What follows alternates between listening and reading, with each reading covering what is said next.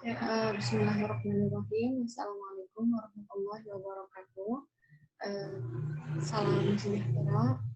Semoga kita selalu ya, dan selalu diberikan semangat untuk belajar walaupun memang di dalam rumah gitu. Dan kita pun bertemu dalam virtual ya, secara langsung.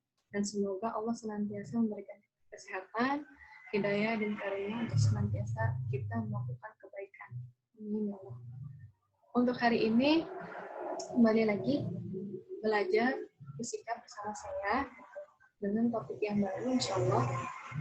Kalau yang kemarin kita belajar tentang penerapan dari peralatan listrik DC. Nah, sekarang kita ke materi baru, tapi masih dalam bentuk listrik. Oke, kita langsung ya menuju ke materinya.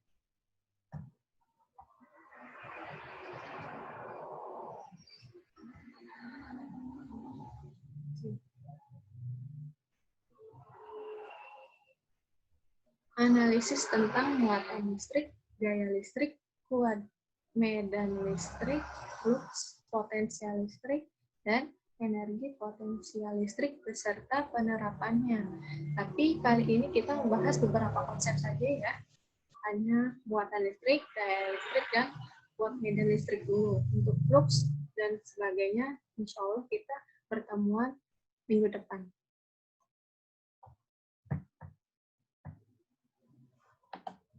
Oke, kita kilas balik dulu ya.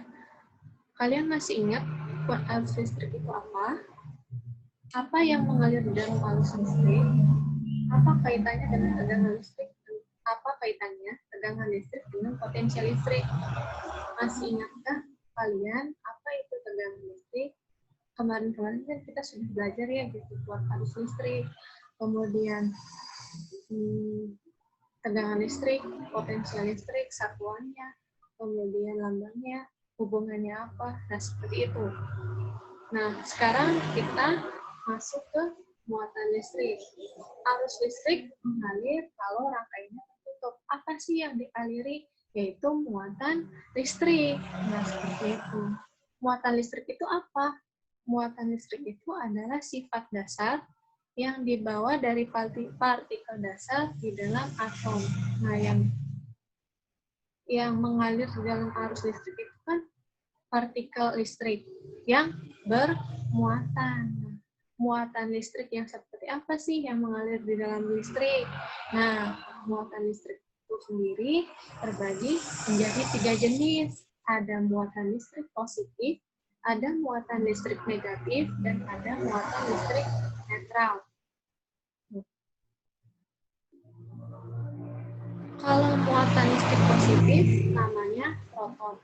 Kalau muatan listrik negatif namanya elektron. Kalau muatan listrik yang netral itu namanya neutron atau tidak bermuatan ya, yang netral itu. Oke. Nah, di sini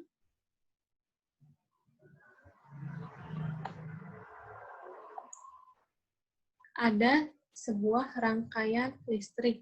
Ada baterai sebagai sumber tegangannya. Di sini ada saklar, ada kabel, di sini ada lampu. Nah, di dalam kabel ini terdapat proses untuk mengalirkan muatan listrik, mengalirkan arus listrik. Yang dialiri itu apa? Partikel yang bermuatan listrik. Kabel di sini kan konduktor. Kalau bukan konduktor, dia tidak akan menghantarkan listrik. Makanya di sini kabel itu terbuat dari konduktor. Muatan yang mengalirnya itu jenis muatan apa? Nah, muatan yang mengalir itu jenisnya adalah elektron atau muatan listrik negatif. Kenapa sih elektron yang berpindah, bukan proton atau bukan neutron? Nah, ini penjelasannya. Di dalam konduktor, di sini, di dalam kabel, ini kan terbuat dari tembaga ya. Nah, di dalam tembaga ini kan tersusun dari beberapa atom tembaga itu. Seperti yang sudah kita belajar di SMP kelas 9, fisika kelas 9 semester 2 kalau nggak salah. Itu kan kita belajar tentang struktur atom ya. Nah, di sini ada beberapa atom. Di dalam atom itu tersusun dari tadi partikel yang bermuatan listrik. Ada elektron, ada proton, dan ada neutron. Nah, proton dan neutron itu adanya di tengah, di inti atom. Sedangkan yang mengelilinginya itu adalah muatan listrik negatif atau elektron. Nah, karena di sini ada beberapa atom, maka di dalam kabelnya itu atomnya ininya, gambar atom ini ada banyak kan? Di sini ada 3 dan seterusnya kalau misalnya ada banyak gitu seperti yang di kabel ini. Nah, di dalam atom yang dapat bergerak bebas itu adalah elektron. Kenapa sih elektron? Karena jarak di sini kan jauh nih antara elektron sama proton. Yang paling dekat itu jaraknya adalah proton dan neutron. Itu ikatannya pasti lebih kuat. Apalagi di inti atom kan menggerumbul semua tuh. Nah, sehingga ikatannya pasti lebih kuat. Ikatannya kuat akan sulit dilepaskan. Nah, yang lepas itu yang mana? Pasti yang jaraknya jauh kan? Apa? Itu elektron. Nah, seperti itu. Apalagi elektron yang paling luar gitu kan. Di sini kan ada 2, di sini misalkan ada 1. Berarti otomatis yang akan gampang keluar itu elektron yang ini kan, yang lebih luar. Karena apa? Jarak antara inti atom, jarak antara elektron dan inti atomnya itu jauh. Sehingga dia akan mudah terlepas. Itu. Nah, di dalam bahan konduktor, elektron yang bergerak bebas itu banyak dan arahnya tidak beraturan, Ada yang ke atas, ke bawah, ke samping. Nah, arahnya nggak beraturan. Banyak elektron bebasnya.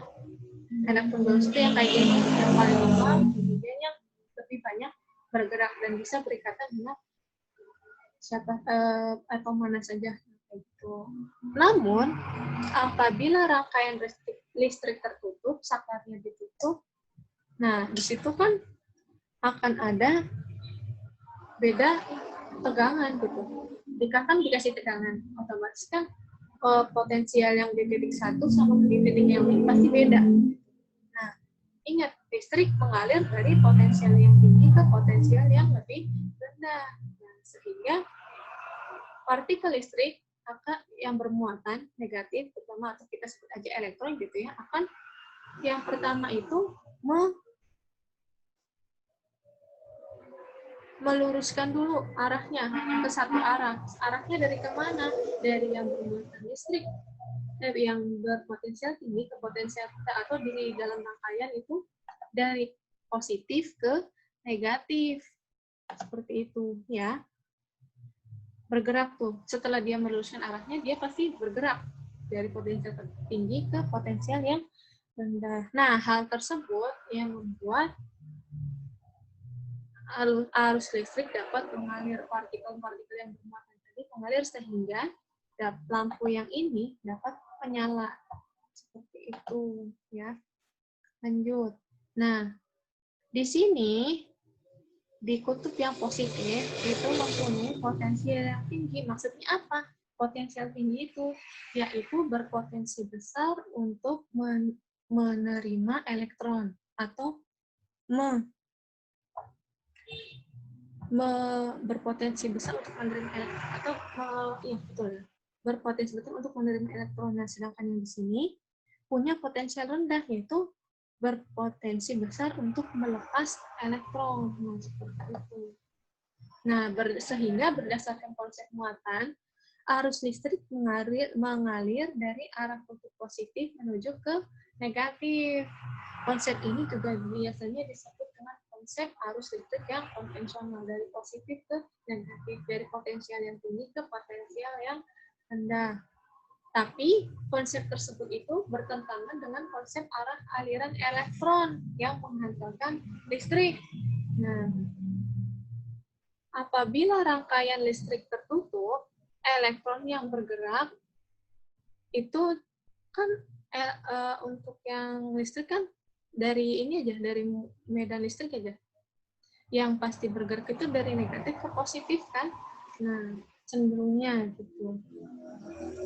Apa di sini dijelaskan, apabila rangkaian listrik ditutup, maka elektron bebas akan bergerak ke arah yang sama menuju posisi yang cenderung positif atau memiliki jumlah elektron yang sedikit. Karena di sini cenderung positif, maka di sini cenderung menerima elektron, gitu kan? Nah, kalau di sini jumlah elektronnya banyak sehingga dia cenderung melepaskan elektron. Nah, seperti itu. Maka di sini cenderungnya negatif sehingga menurut konsep ini aliran arus listrik mengalir itu dari arah negatif ke positif. Nah, kan ada dua konsep tuh. Tapi sesuai perjanjian internasional telah disepakati bahwa untuk penentuan arah arus listrik itu menggunakan konsep muatan, di mana arus listrik mengalir dari arah positif ke negatif. Jadi dari arah sini ke sini. Ya. Oke, selanjutnya adalah gaya listrik. Nah, gaya listrik itu apa? Nah, gaya listrik adalah gaya yang disebabkan adanya interaksi antara dua muatan atau lebih di dalam medan listrik. Kelas 9 juga udah dipelajari ya tentang gaya listrik. Nah, ada yang interaksinya tarik-menarik, ada yang interaksinya tolak-menolak. Nah, kalau yang tarik-menarik kan antara yang positif dengan negatif, partikelnya, muatannya. Kalau yang sesama jenis, yang positif-positif, dia akan tolak-menolak. Begitupun yang dengan yang negatif-negatif, dia juga akan tolak-menolak. Seperti itu. Nah, di tahun 1777,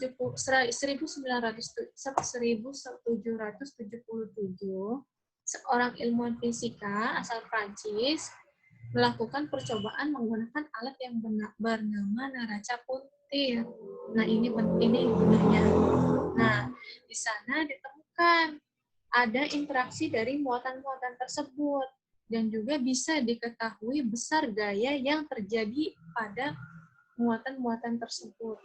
Nah, hasil temuannya adalah gaya tarik-menarik atau tolak-menolak antara dua muatan listrik itu sebanding dengan muatannya dan berbanding terbalik dengan kuadrat jarak antara kedua muatan tersebut.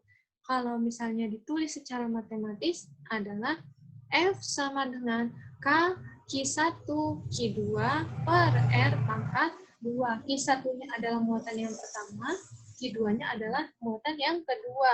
R-nya jarak antara dua muatan tersebut. Hanya itu apa? Hanya itu konstan agar nilai F-nya bisa